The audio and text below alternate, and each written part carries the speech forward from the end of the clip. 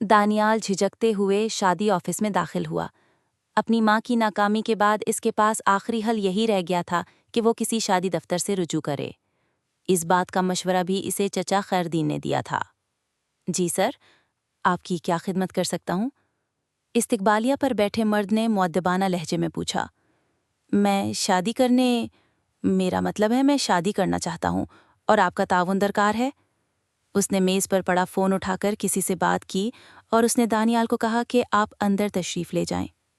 دانیال سر ہلاتے ہوئے اندرونی دروازے کی طرف بڑھ گیا۔ وہ ایک چھوٹا سا آفس تھا۔ لکڑی کی الماری، ٹیبل اور چند کرسیاں اس کی کل کائنات تھی۔ ٹیبل کے پیچھے ریوالونگ چیئر پر ایک موٹا سا آدمی بیٹھا تھا۔ دانیال کو دیکھ کر وہ استقبال کے لیے کھڑا ہوا اور پھر اس سے مصافحہ کرتے ہوئے بولا، پلیز بیٹھیں جناب۔ دانیال خاموشی سے بیٹھ گیا۔ اس نے دلچسپی سے پوچھا، تو آپ شادی کے سلسلے میں تشریف لائے ہیں؟ جی جناب۔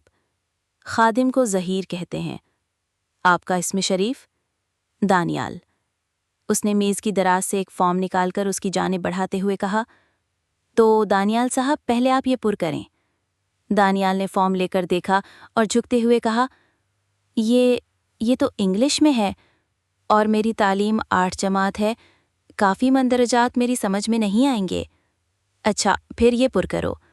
اس مرتبہ اس نے اردو میں چھپا ہوا فارم اس کی جانب بڑھایا۔ دانیال نے فارم لے کر پر کیا اور اس کی جانب واپس بڑھا دیا۔ فیس جمع کرا دیں؟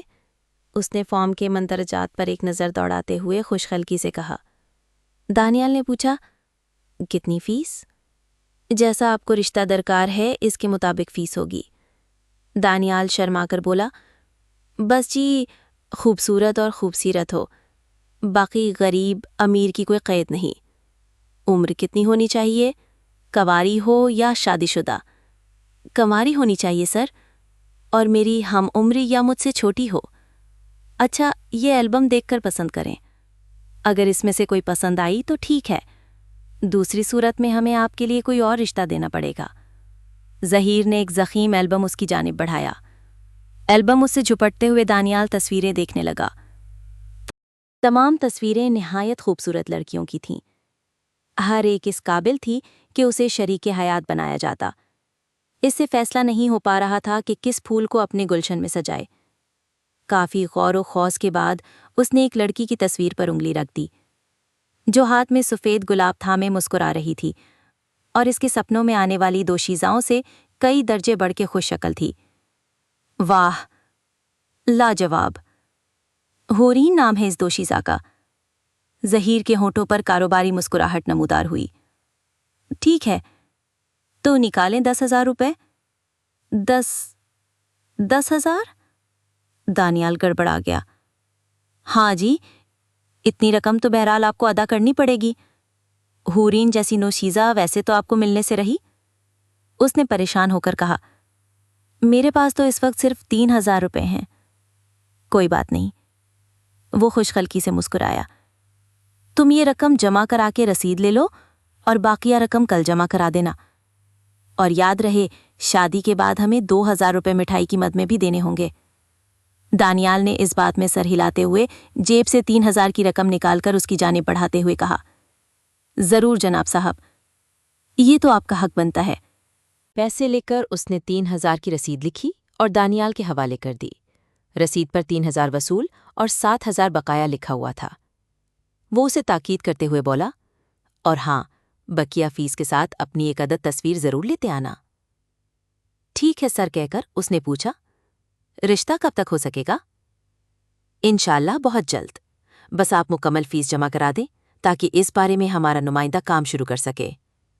آپ جیسے گھبرو جوانوں کے لیے غریب گھرانوں کی ہزاروں خوبصورت لڑکیاں رشتوں کے انتظار میں سوکھ رہی ہیں، جنہیں دھون دولت اور صورت نہیں، بس سر کا سایہ بان، پیار کرنے والا شریک حیات اور عزت کا رکھوالا چاہیے۔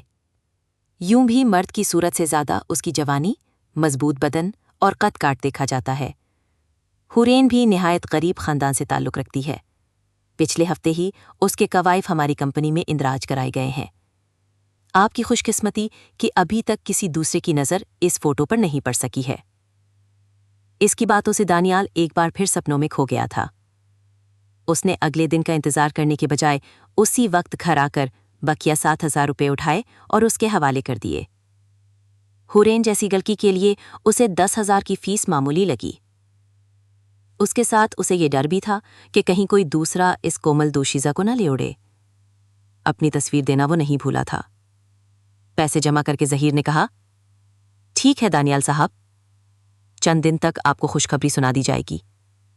آپ کا فون نمبر ہمارے پاس ہے، جیسے ہی ساری تفصیلات طے ہوئیں ہم آپ کو مطلع کر دیں گے۔ بس آپ نے یہ کرنا ہے کہ شادی کے لیے اپنی تیاریاں مکمل رکھیں، یہ نہ ہو بعد میں افراتفری مچی رہے۔ آپ بے فکر رہیں جی، دانیال نے شرمیلی سی مسکراہٹ سے کہا۔ میری طرف سے ساری تیاری مکمل ہے۔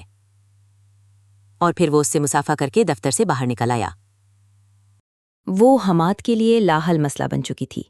اس کی سمجھ نہیں آ رہا تھا کہ وہ مسکان کو کیسے راضی کرے۔ اس بابت وہ فریحہ سے مشورہ لینے کے لیے بھی تیار نہیں تھا۔ اس دن وہ فریحہ کے ساتھ بیٹھ کر دوپہر کا کھانا کھاتے ہوئے اسی سوچ میں غرق تھا۔ وہ اس سے بے خبر کسی اپنے مسئلے میں مشغول گفتگو تھی۔ کیا تم بھی مجھے یوں ہی طلاق دے دو گے؟ اپنی بات کی انتقام پر اچانک اس نے پوچھا۔ طلاق؟ بھلا میں اسے طلاق کیوں دوں گا؟ وہ گڑبڑا گیا۔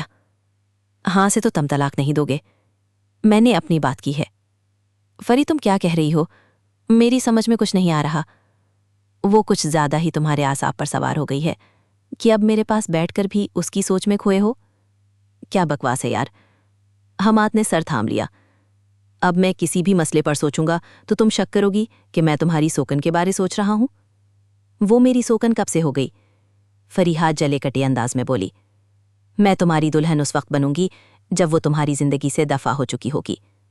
اچھا یہ موضوع سے مٹ سکتا ہے؟ تم نے خود چھیڑا ہے مجھے۔ میں تو تمہیں اپنی کزن شازیہ کی لو سٹوری کا ڈراپ سین سنا رہی تھی۔ کیا ہوا شازیہ کی محبت کو؟ حماد کو شازیہ میں بالکل بھی دلچسپی نہیں تھی، مگر وہ اس موضوع سے جان چھڑانا چاہ رہا تھا۔ شاہد نے اسے طلاق دے دی ہے، اور یہ وہی شاہد ہے جو اس کے بغیر مر جانے کے دعوے کیا کرتا تھا۔ کوئی وجہ تو ہوئی ہوگی۔ حماد نے دلچسپی ظاہر کی۔ اصل وجہ تو پتہ نہیں ہے، اور نہ میں نے جاننے کی کوشش ہی کی ہے۔ البتہ اب جناب شاہد صاحب پریشان ہیں اور دوبارہ اسے گھر لے جانا چاہتا ہے، مگر یہ ممکن نہیں ہے۔ بھلا شازیہ کیوں کر مانے گی؟ حماد نے لقمہ دیا۔ وہ بے وقوف بھی تیار ہے، مگر اب بغیر حلالہ کے پہلے شوہر کے پاس جانا ممکن نہیں ہے۔ تو یہ کہ اب وہ کسی ایسے مرد کی تلاش میں ہے جو شادی کے بعد شازیہ کو طلاق بھی دے دے۔ گڈ۔ حماد کے ذہن میں ایک خیال کوندے کی طرح لپکا۔ میرا خیال ہے یہ اتنی اچھی خبر تو نہیں ہے۔ فریحہ کو اس کی بات پر حیرانی ہوئی تھی۔ اچھی خبر ہے نا؟ وہ خوشی سے چہکا۔ میاں بیوی میں صلح ہونا بری بات ہے کیا؟ میں نے صلح کی نہیں، طلاق کی بات سنائی ہے۔ فریحہ نے منہ بنایا۔ وہ ترکی بترکی بولا، میں نے طلاق کے بعد صلح کی بات پر کچھ کہا ہے۔ اچھا چھوڑو اس موضوع کو، یہ بتاؤ تمہاری مسکان صاحبہ کب خوشخبری سنا رہی ہیں؟ خوشخبری تو وہ ہمارے لیے ہوگی نا، اس بیچاری کے لیے تو موت کا پیغام ہوگا۔ چلو یوں ہی صحیح۔ یہ بتاؤ ڈاکٹر نے کیا بتایا ہے؟ ڈاکٹر کا کہنا ہے کچھ وقت لگ جائے گا۔ اس نے صریحاً جھوٹ بولا، اتنا زیادہ بھی نہیں کہ تم پریشان ہونا شروع کر دو۔ حماد نے اسے تسلی دی۔ پریشانی بہت چھوٹا لفظ ہے، اس نے حسرت بھرے لہجے میں کہا۔ اپنے محبوب کو غیر کی بانہوں میں دیکھنا پریشانی نہیں، کچھ اور کہلاتا ہے۔ پلیز فری، اب پرانا قصہ نہ چھیڑنا۔ ایک دفعہ جب ہر بات متعین ہو گئی ہے تو اب گڑے مردے مت کھیڑو۔ چلو آئس کریم کھاتے ہیں۔ فریحہ غیر متوقع طور پر اس کی بات مان گئی تھی۔ بل ادا کر کے وہ دونوں ہوٹل سے باہر نکل آئے۔ آئس کریم کھاتے ہوئے وہ گہری سوچ میں کھویا رہا۔ شازیہ کی طلاق والی بات پر اس کے ذہن میں ایک اچھوتی تجویز آئی تھی۔ فریحہ کو ڈراپ کر کے وہ اطمینان سے اس بارے سوچنے لگا۔ اگر وہ مسکان کو عارضی طور پر طلاق دے دیتا اور وہ کسی دوسرے مرد سے شادی کر لیتی، جب حمل ہو جاتا تو اس سے طلاق لے کر واپس حماد سے شادی کر لیتی۔ اس کے علاوہ کوئی ایسی تجویز نہیں تھی جس سے وہ اپنے مقصد میں کامیاب ہو سکتا۔ تمام پہلوؤں کا اچھی طرح جائزہ لینے کے بعد وہ مسکان سے بات کرنے کے لیے تیار ہو گیا۔ ان دنوں اٹھتے بیٹھتے دانیال کی نظروں میں حورین کا دلکش چہرہ گھومتا رہتا۔ وہ بڑی بے صبری سے شادی آفس کی طرف سے جواب کا منتظر تھا۔ اپنی ماں کو اس نے اس بات سے بے خبر رکھا تھا۔ وہ سارا کام مکمل ہونے کے بعد اسے یہ خوشخبری سنانا چاہتا تھا۔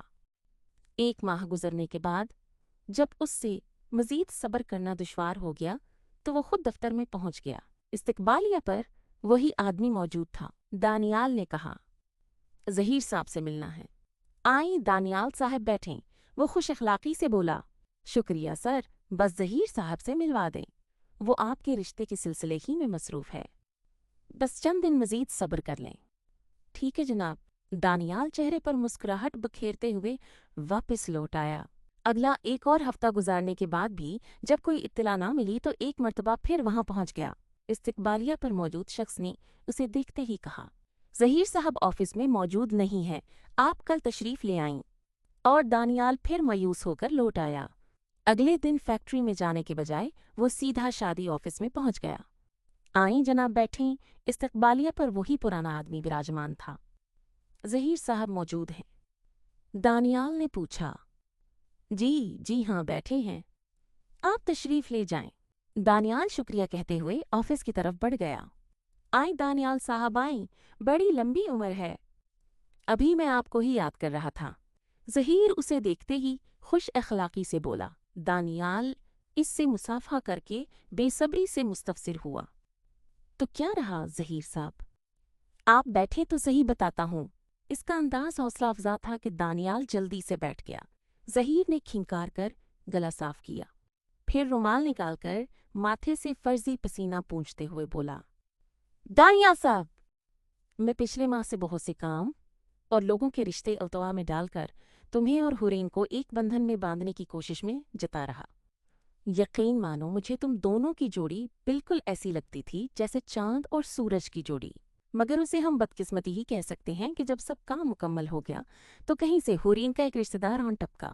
اس کے چچا کا بیٹا ہے اور لندن میں سیٹل ہے۔ اس کی حورین سے بچپن میں منگنی ہوئی تھی اور اب وہ اس منگنی کے رشتے کو شادی میں بدلنے آ پہنچا۔ حورین کا باپ مجھ سے بہت شرمندہ تھا۔ خود حورین بھی اس ڈاکٹر کے ساتھ شادی پر راضی نہیں تھی، لیکن برادری کے بزرگوں نے باپ بیٹی کی ایک نہ چلنے دی۔ بس یارا، اسے قسمت کا الجھاوا ہی کہہ سکتے ہیں۔ تو اب کیا ہوگا؟ دانیال کو شدید غم محسوس ہوا تھا۔ خاص کر یہ جان کر تو اس کے غم کی شدت میں اور اضافہ ہو گیا تھا کہ اتنی خوبصورت لڑکی اس کی وجہ سے ایک ڈاکٹر کے رشتے کو ٹھکرانے پر تل گئی تھی۔ برا ہو اس منحوس برادری کا جس کی وجہ سے اسے یہ غم سہنا پڑا تھا۔ بہرحال فکر نہ کرو، تم کوئی اور رشتہ پسند کر لو۔ ظہیر نے ضخیم رجسٹر اس کی جانب بڑھایا جو دانیال نے مجھے دل سے تھام لیا، اور ایک مرتبہ پھر ان حسیناؤں کے جلوے سے آنکھیں سینکنے لگا۔ جانے اس میں سے کون سی اس کے نصیب میں تھی۔ حورین کی تصویر ابھی تک البم میں سجی ہوئی تھی۔ اس نے حورین کی تصویر کو حسرت سے دیکھتے ہوئے ظہیر سے پوچھا، یہ تصویر اب تک اس میں موجود ہے؟ ہاں، ہم ریکارڈ اپنے پاس محفوظ رکھتے ہیں، بس اب یہ تصویر اس البم سے نکال کر دوسرے میں لگانی ہے۔ یوں بھی اس کا رشتہ تو ہم نے کرا دیا ہے۔ یہ علیحدہ بات ہے کہ اپنی کسی مجبوری کی بنا پر انہیں یہ رشتہ مسترد کرنا پڑا۔ کافی غور و خوض کے بعد دانیال نے ایک اور لڑکی کی تصویر کو پسند کیا۔ ساری ایک سے بڑھ کر ایک تھیں۔ اس کی سمجھ میں نہیں آ رہا تھا کہ اتنی خوبصورت لڑکیاں یوں رشتے کے انتظار میں سوکھ رہی تھیں، اور پتہ نہیں اس کی امی کہاں گھوم رہی تھی۔ لڑکی کا صرف چہرہ نظر آ رہا تھا، باقی بدن کالے لبادے سے ڈھکا ہوا تھا۔ واہ واہ، جواب نہیں دانیال صاحب آپ کا۔ ظہیر نے اس کی پسند کی داد دی۔ یقین مانو اگر میں شادی شدہ نہ ہوتا تو اسی لڑکی کو شریک حیات بنانا پسند کرتا۔ حیا نام ہے اس کا، بڑی شرمیلی اور حیا والی ہے۔ ابھی FAC کا امتحان دیا ہے۔